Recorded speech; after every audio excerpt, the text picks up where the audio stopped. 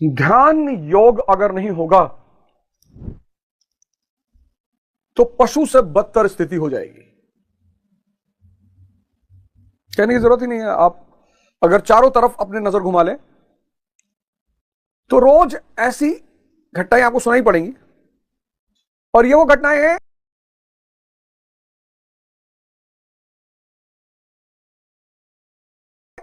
जो लाइमलाइट में आ जा रही हैं।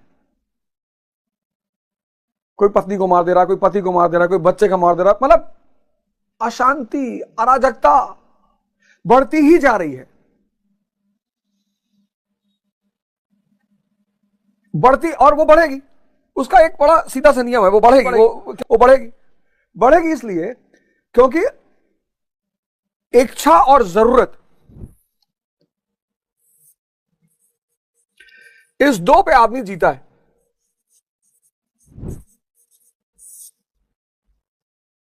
इच्छा और जरूरत, इस दो पे आदमी जीता है। इच्छा सुख का आधार है, जरूरत आवश्यकता का आधार है। जीना है तो खाना खाना है, यहां जीने के लिए खाना है, यहां खाने के लिए जीना है। बहुत फर्क है। यहां जीने के लिए खाना है, रोटी मिल गई, प्याज मिल गया, नमक मिल गया, मस्त है।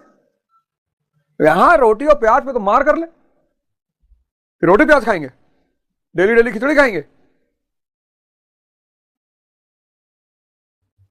और जहां माया बढ़ जाती है, जैसे आज अगर हम अफगानिस्तान देखें और भारत देखें, तो अब भारत में ध्यान मैंडेटरी हो गया है। यहां माया गायब है, माया जो है वो गायब है। न मॉल है, न बार है, न बाजार है, न सड़क पर स्त्रियां हैं, न पुरुष है ही नहीं। आप भटकोगे कहां? आप भटकोगे कहां? भटकने के लिए कुछ है ही नहीं। तो यहां सतयुग चल रहा है,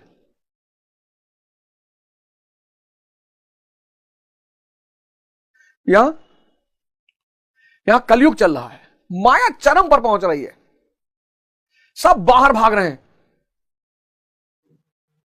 और जितना इंद्रियां बाहर भागेंगी, द्वितीय अध्याय में मैंने आपको बताया, इंद्रियों और मन का इतना गहरा संबंध है कि अगर बुद्धि को स्थिर करना है तो इंद्रिय को वश में रखना होगा। बुद्धि को अगर स्थिर करना है तो इंद्रियों को वश में रखना होगा। आज एक बहुत बड़ी बीमारी से लोग परेशान हो रहे हैं, बड़ा उसकी चर्चा हो रही, बड़े डॉक्टर उसकी दवा बता रहे हैं, बड़े बड़े डॉक्टर उसकी दवा बता रहे हैं। और मतलब मुझे तो लग रहा है अगर 50 करोड़ में 80 करोड़ तो आज सेक्स के डॉक्टर ही हो गए। अब इस बात को देखो, बुद्धि और इंद्रिय ये दोनों जुड़ी हैं, बुद्धि और इंद्रिय दोनों जुड़ी हुई हैं। जितनी इंद्रियां बाहर भागेंगी, ये बाहर भागा, ये बाहर भागी, ये अस्थिर,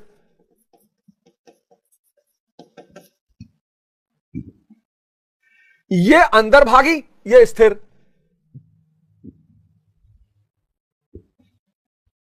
पढ़ो। अब ये देखो, हरिशंकर परसाई की किताब है भोला राम का जीव। क्या मतलब, ओहो क्या किताब है भोला राम। परसाई जी बहुत अच्छे व्यंग्यकार है, मुझे इनके व्यंग्य, इसमें एक भेड़ और भेड़िया करके चैप्टर है, और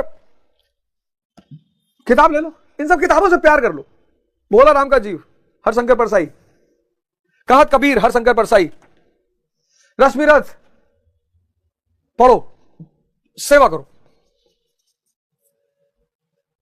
सेवा करोगे अहम नीचे झुकेगा, विवेक पैदा होगा।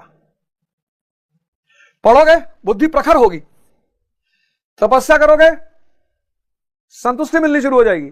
सेवा घर में करो, 24 घंटे में 1 घंटा, 1 घंटा गुरुद्वारे चले आओ, पोछा लगाओ, मंदिर चले आओ, पोछा लगाओ, मस्जिद चले आओ, पोछा लगाओ, 1 घंटा।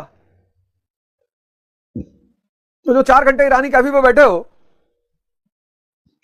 कोरेगांव पार्क में, रहा वही पूना, 1 घंटा सेवा को दो।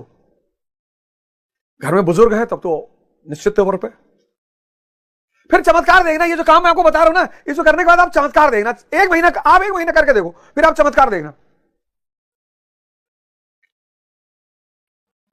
तपस्या, साधना, शक्ति, संकल्प के साथ श्रम करो, सेवा पढ़ो, बुद्धि की प्रखरता के लिए।